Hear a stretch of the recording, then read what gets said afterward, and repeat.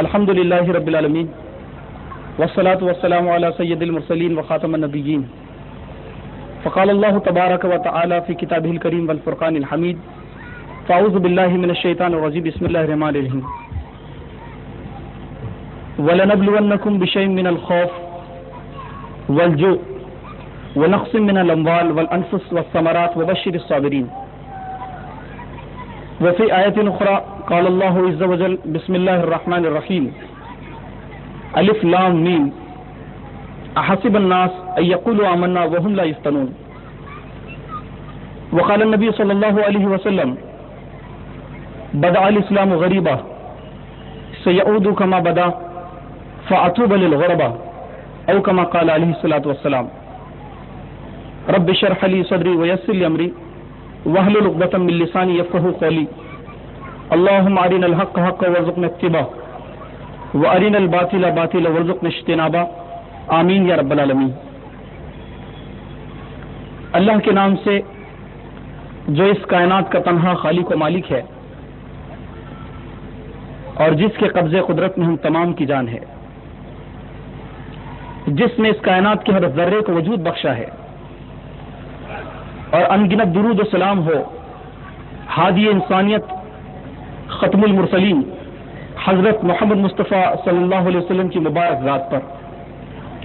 اس ذات پر سینکڑوں درود سینکڑوں سلام جس مبارک ذات نے اس دنیا کو جینے کا ہنر بخشا ہے، اور درود و سلام ہو اور رحمت نازل ہو اللہ تعالیٰ کی اللہ کے ان مبارک بندوں پر جن بندوں نے اس سرزمین پر اللہ تعالیٰ کے دین کو نافذ کرنے کے لیے، جاری اور ساری کرنے کے لیے اپنی زندگی کی ہر متاع کو قربان کیا۔ ایسے سینکڑوں نفوس ہے جس کو دنیا جانتی ہے، اور ایسے انگنت نفوس ہے جس سے ہم ناواقف ہے مگر ان کا خدا ان سے واقف ہے۔ اسٹیج پر تشریف فرما قابل احترام عبدالقوی فلاحی صاحب، جناب عزیز الرحمان صاحب ناظم ضلع اور دیگر ذمہ داران، اور اس محفل میں شریک قابل احترام بزرگوں، نوجوان بھائیوں اور بہت پیارے بچوں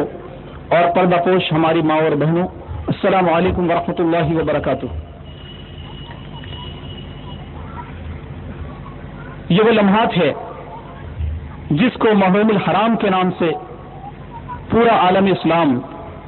مختلف یادگار کے طور پر مناتا ہے۔ ہر کسی کے سامنے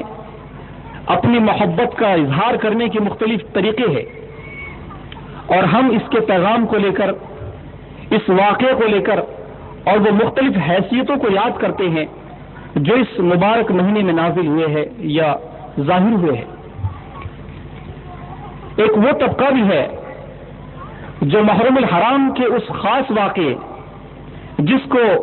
شہادت امام حسین رضی اللہ تعالیٰ عنہ کے نام سے دنیا جانتی ہے، اس کو مختلف حیثیتوں میں منانا چاہتا ہے۔ کوئی لوگ ہیں جو جلسے اور جلوس میں اس کا اظہار کرنا اپنی سعادت سمجھتے ہیں، کچھ وہ لوگ ہیں جو صرف نعرے بازیوں کو اپنا تصور سمجھتے ہیں، کچھ وہ لوگ ہیں جو ماتم میں اپنی زندگی کی یہ متاع کو صرف کر رہے ہیں۔ ایسے بہت سارے اظہار محبت کے دنیا کے پاس طریقے ہیں، لیکن یہ محفل ماتم نہیں ہے، یہ محفل ماتم نہیں بن سکتی۔ اس کی وجہ یہ ہے کہ کسی نے کہا کہ ماتم وہ کرے جو منکر ہو حیات شہداء کے،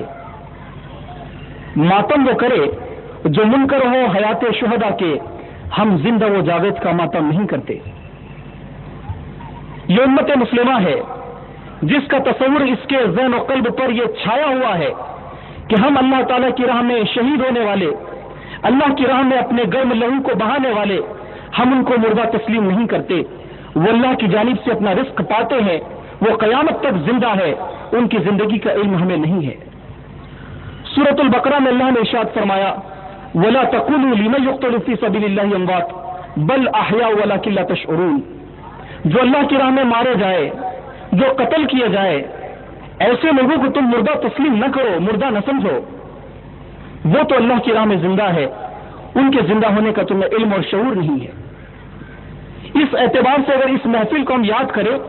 تو پھر یہ مقصد ہمارا بن جاتا ہے کہ آخر وہ کیا واقعہ ہے، وہ کیا بنیاد ہے جس کی پاداش میں، جس کی روشنی میں اس نوجوان نے اور اس خاندان رسول کے معصوم سے بچوں سے لے کر خواتین و حضرات نے اپنی زندگی کے لمحات کو قربان کیا، اپنے لہو کو بہایا، اپنے بچوں کو اس بات کے لیے مجبور کیا کہ تم یتیم بن سکتے ہیں، مگر اس سرزمین پر اللہ تعالیٰ کا دین اگر مغلوب ہو یا اس سے انحراف کیا جائے یا اس کی بنیادوں سے کچھ ڈیوائن ٹینڈنسیز اختیار کی جائے تو یہ اسلامی نقطۂ آغاز پر یہ کبھی تسلیم نہیں کیا جا سکتا۔ اس اعتبار سے ہمیں سوچنے کی ضرورت ہے کہ وہ لمبی تفصیل ہم آپ کے سامنے بیان نہیں کرنا چاہتے کہ وہ کیا اسٹوری تھی، وہ کیا واقعہ تھا کہ کس طرح سے کربلا میں وہ شہدائے کربلا اپنی زندگی کو وہاں پر پیش کرتے ہیں۔ ہم صرف رک کر اس بات پر آپ سے گفتگو کرنا چاہتے ہیں کہ آخر کیا بات ہے۔ ہم سب گفتگو کرتے ہیں کہ لوگوں نے اپنی جانوں کو شہید کیا، لوگوں نے اپنے آپ کو میدان کربلا میں لا کر ڈال دیا، لوگوں نے اپنے آپ کو جوشیلے انداز میں اسلام کی محافظت کے لیے پیش کر دیا، لیکن کیا صرف خون کا بہہ جانا یہ مقصد زندگی تھا؟ کیا یزید کے ہاتھ میں جو حکمرانی آ چکی تھی، کیا سیدنا امام حسین رضی اللہ تعالیٰ اس کو چھیننا چاہتے تھے؟ کیا آپ کے دل میں کسی درجے میں حکومت کا، اقتدار کا غلبہ تھا؟ بالکل نہیں تھا۔ آپ کو تاریخ اسلام یہ بتاتی ہے کہ ہمارے یہ اسلاف تھے جنہوں نے اپنی حکومتوں کو اور اس کی ساری جس کو کہنا چاہیے کہ ان حکومتوں کی ساری رانائیوں کو اپنے پیروں کی دھول سمجھا تھا۔ یہ حکومتوں کے پرستار نہیں تھے، مگر کس بات کے لیے ان لوگوں نے اپنے آپ کو اس لیے تیار کیا کہ لوگ آتے ہیں اور میدان کربلا میں ایک کے بعد دیگرے اپنی جانوں کی شہادت پیش کرتے ہیں۔ تو آخر کیا فلسفی ہے، کیا فلسفہ شہادت ہے، کیا تصور تھا جس نے انہیں ہمارے مبارک نفوس کو، جس نے ان خاندان رسول کو اس بات پر مجبور کیا کہ اس اسلام کی مخالفت کے لیے یا اسلام جہاں پر انحرافی کیفیت کا اظہار ہو جائے تو ایسے نظام سے مخالفت کا اظہار ہونا چاہیے۔ آپ کو معلوم ہوگا کہ سیدنا امام حسین رضی اللہ تعالیٰ یہ شہادت بامقصد شہادت ہے۔ خون کا بہہ جانا اور لہو کے ذریعے سے شہادت کا پا جانا یہ صرف یہاں تک محدود نہیں ہے، بلکہ اس کے پیچھے وہ مینٹالٹی کام کر رہی ہے، وہ وسیع و عریض ذہنیت کام کر رہی ہے جو یہ چاہتی ہے کہ اس سرزمین پر اللہ رب العالمین کا دین وہ بالکل بے کم و کاش ویسا ہی رہے جس کو سونپ کر اللہ کے نبی صلی اللہ علیہ وسلم نے ہمارے سپرد جس کو کیا ہے۔ یہی بات ہے کہ یہ عظیم الشان شہادت ہمارے سامنے گناہگو پیغام پیش کرتی ہے۔ بنیادی طور پر سب سے پہلی بات یہ ہے کہ آپ جانتے ہیں کہ جب معاویہ سے نکل کر جب یزید کے ولی عہد جب یزید ہوتے ہیں اور جب اس بات کا اقرار کیا جاتا ہے، بلکہ آپ کو معلوم ہوگا کہ یزید کی حکومت یا یزید کی حکمرانی وہ یہ نہیں تھی کہ آپ نے اور یزید نے اسلام کی مخالفت کی ہو، یا یہ بھی نہیں تھا کہ انہوں نے غیر اسلامی دستور کو اپنی زندگی کا وتیرہ طریقہ بنایا ہے، یا یہ بھی نہیں تھا کہ انہوں نے اپنے اصولوں کو، اپنے اقدار کو، اپنے منصوبوں کو اور اپنے فیصلوں کو غیر اسلامی طریقے سے نافذ کیا تھا۔ ایسا بالکل نہیں تھا، مگر ایک بات تھی جس بات کے لیے اللہ رب العالمین کے چاہنے والے اور اپنے آپ کو مسلم حنیف کہنے والے وہ میدان عمل میں آ جاتے ہیں، اور وہ تصور یہ تھا کہ وہاں سے جہاں یزید آتا ہے، یزید کے بعد سے جب حکومت ہوتی ہے تو یہ دراصل خلافت سے مڑ کر یہ ملوکیت میں تبدیل ہونے والی حکومت تھی، جس میں جو حکمرانی ہے، جو خلافت کا تصور اللہ کے نبی صلی اللہ علیہ وسلم نے ہمارے سپرد اور امت مسلمہ کے سپرد کیا ہے، یہ خلافت تو یقیناً اللہ کے نبی صلی اللہ علیہ وسلم کی پیشن گوئی کے مطابق چلتی رہی۔ 4 خلفاء راشدین آئے، آپ نے اللہ رب العالمین کے اور اللہ کے نبی صلی اللہ علیہ وسلم کے پیش کردہ قوانین کی بنیاد پر خلافت علی منہج النبوہ کا قیادہ، مگر جیسے یہ خلافت ملوکیت میں تبدیل ہونے لگی تو ویسے ہی امام شہید اٹھ کھڑے ہوتے ہیں اور اپنے پورے خاندان کے ساتھ اس کی مخالفت کرتے ہیں۔ آپ کو یہ بات معلوم ہونا چاہیے کہ یہ خلافت اور ملوکیت کا جھگڑا ہے،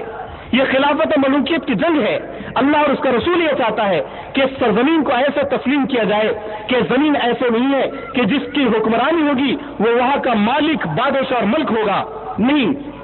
بلکہ اللہ تعالیٰ اور اس کا رسول جو ہمیں تصور دینا چاہتا ہے وہ تصور یہ ہے کہ زمین اللہ کی ہے، قانون بھی اللہ کا چلے گا،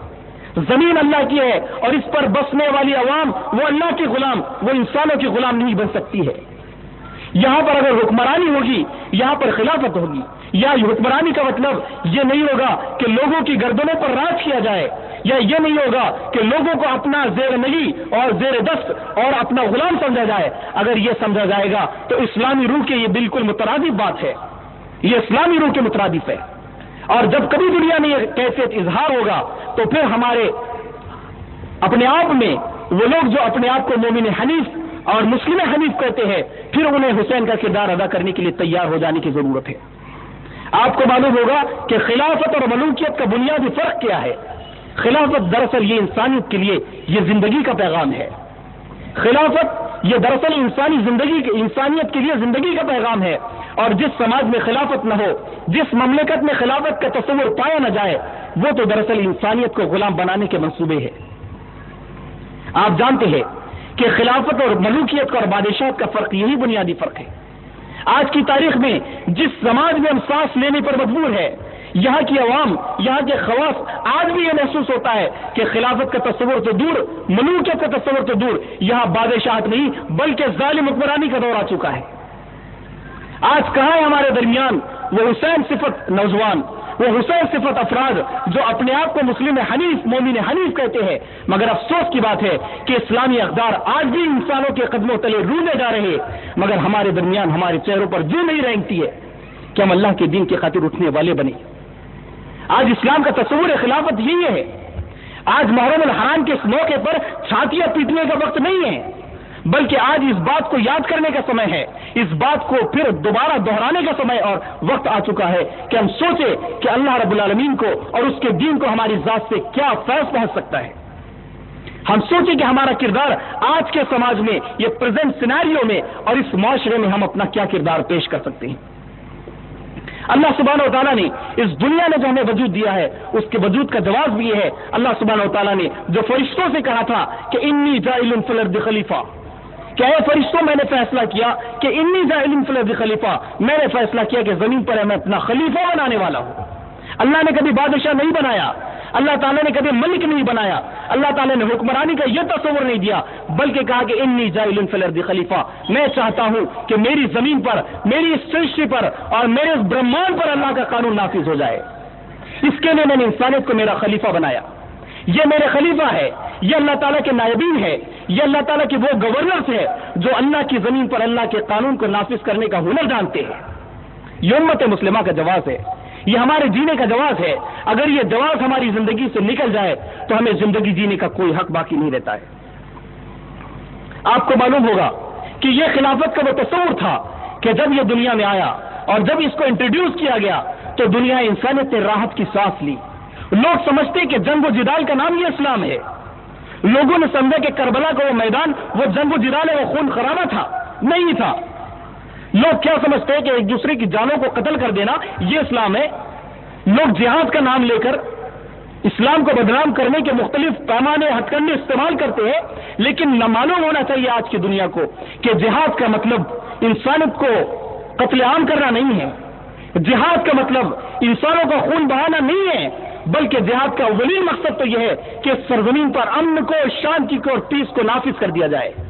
جہاد کا اولین مقصد یہ ہے کہ انسانوں کو جہنم کی نار سے نکال کر, جہنم کی آنکھ سے نکال کر جنت میں جانے کا راستہ بتانے میں جتنی کوششیں آپ کریں گے وہ سب کے سب جہاد ہے. آج کیا تصور پیش کرتے ہیں ہم؟ آج چھاتیاں پیٹنے کا مطلب لوگ اسلام سمجھتے ہیں. آج اپنے آپ میں کچھ اور چیزوں کو پیش کرنے کا نام لوگوں نے اسلام سمجھا ہے, لیکن اسلام کا تصور یہ نہیں ہے. اسلام تو آفاقی تصور پیش کرتا ہے. اسلام تو یہ تصور پیش کرتا ہے کہ اس کے زیر نگی آ جانے والی انسانیت وہ ظلم کا, جبر کا اور ننگے ناچ کا شکار نہیں ہو سکتی ہے. اگر انسانیت کو اپنی زندگی کی معراج چاہیے تو اپنے آپ کو اس اسلامی نظام زندگی میں ڈال دے. یہی تصور خلافت تھا. آپ کو معلوم ہوگا کہ جب یہ تصور خلافت آیا جس کے بارے میں خود نبی کریم صلی اللہ علیہ وسلم فرماتے ہیں اور روز جمعہ خطبات جمعہ میں امام محترم یہ کہتے ہیں کہ خیر القرون قرنی ثم الذین یلونہم, یہ تو خیر قرون تھا, یہ وہ بہترین زمانہ تھا جس پر قانون اللہ سبحانہ و تعالیٰ کی دنیا نے نافذ کیا تھا. آج یہ ذمہ داری اللہ اور اس کا رسول ہمیں دے کر گیا ہے. یہ کربلا کے شہداء, ان کے خون کا ایک ایک قطرہ ہماری ذات پر قرض ہے. جب تک یہ قرض چکا نہ سکیں گے ہم چین کی سانس نہیں لے سکتے. جب ہمیں موت آئے گی تو مقروض موت آئے گی کہ پروردگار کائنات، تیرے نبی اور تیرے اس دنیا میں شہید ہونے والے ان عوام، ان خواص اور اللہ تعالیٰ کے برگزیدہ بندوں نے جنہوں نے اپنا خون شہادت پیش کیا، آج ان کے خون کے قطرے دراصل ہمارے لیے قرض ہے۔ کیا تھا خلافت؟ خلافت یہ نہیں ہے کہ دنیا کو صرف حکمرانی کے طور پر دنیا کی گردنوں پر راج کیا جائے۔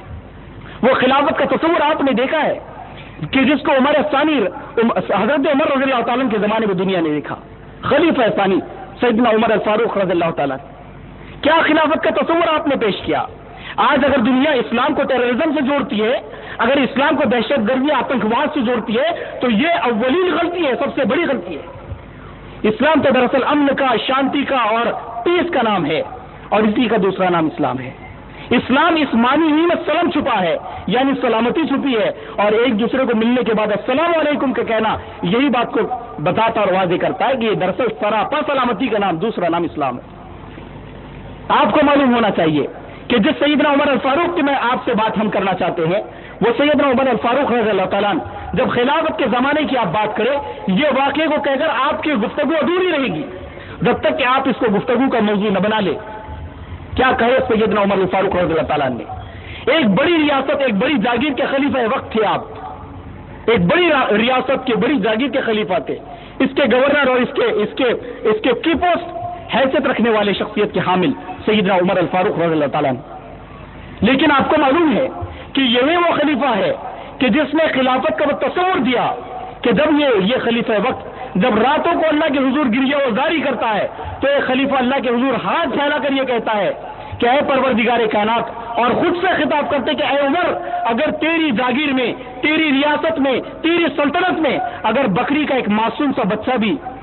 ایسی جان کھو دے، ایسی مر جائے، تو خدا کی قسم ہے عمر، تجھے اس بکری کے معصوم سے بچے کا خدا کے حضور جواب دینا ہے۔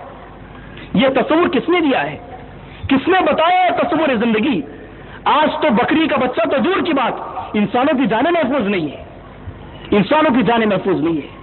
اب جس کی لاٹھی اس کی بحث، یہ تصور عام ہو چکا ہے۔ آج کیا بات ہے کہ دنیا کے سامنے یہی تصور ہم دنیا کے سامنے پیش کرتے ہیں۔ دراصل یہ خلافت کا تصور اگر ہمارے ذہن و قلب پر چھایا رہے تو ہم یہ سمجھتے ہیں کہ ہم انسانیت کو ایک جینے کی سانس نصیب کر سکتے ہیں، ہم ان کے جینے کا جواز بن سکتے ہیں، دنیا کو پھر ایک بار امن کا، شانتی کا اور پیس کا گہوارہ بنا سکتے ہیں۔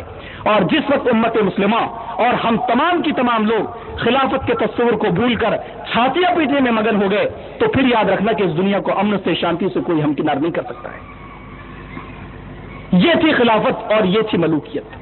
ملوکیت میں کیا ہو گیا؟ وہ جو گفتگو جس بنیاد پر وہ جنگ لڑی گئی، جس بنیاد پر وہ معرکہ آرائی ہوئی، اور جس بنیاد پر لوگوں نے اپنا خون، اپنا گرم خون اللہ کی راہ میں بہا دیا، اس کا تصور یہ تھا کہ لوگ اللہ تعالیٰ کی اس خلافت کے تصور سے نکل کر بادشاہت اور ملوکیت کے اسٹیج پر قدم رکھ چکے تھے، اور وہ دانا اور بینا شخصیت یہ جان چکی تھی کہ جس راہ پر انہوں نے قدم رکھ دیا ہے، اس کا ان کا استھان جو ہوگا، جو اس کی انتہائی منزل ہوگی، ایکسٹریم اسٹیپ ہوگی، وہ تو دراصل بادشاہت کا وہ تصور ہوگا جس کی ہم کہنا چاہیے کہ جس کے ظلم اور جبر سے آج انسان جوجھ رہی ہے۔ قابل احترام سامعین، یہ دراصل خلافت جس کی بنیاد پر میں آپ سے گفتگو کرنا چاہ رہا تھا، یہ دراصل خلافت انسانیت کو زندگی کا پیغام دیتی ہے۔ یہ انسانوں کو انسانی غلامی سے نکال کر خدا کی غلامی میں دینے کا دوسرا نام ہے، اور دراصل یہ دنیا کی تنگ دامانیوں سے نکال کر آخرتوں کی وسعتوں میں ہمیں دینا چاہتی ہے۔ نبی کریم صلی اللہ علیہ وسلم نے اپنے حدیث میں ارشاد فرمایا، اللہ کے نبی صلی اللہ علیہ وسلم نے ایک فورکاسٹنگ، ایک پیشن گوئی فرمائی،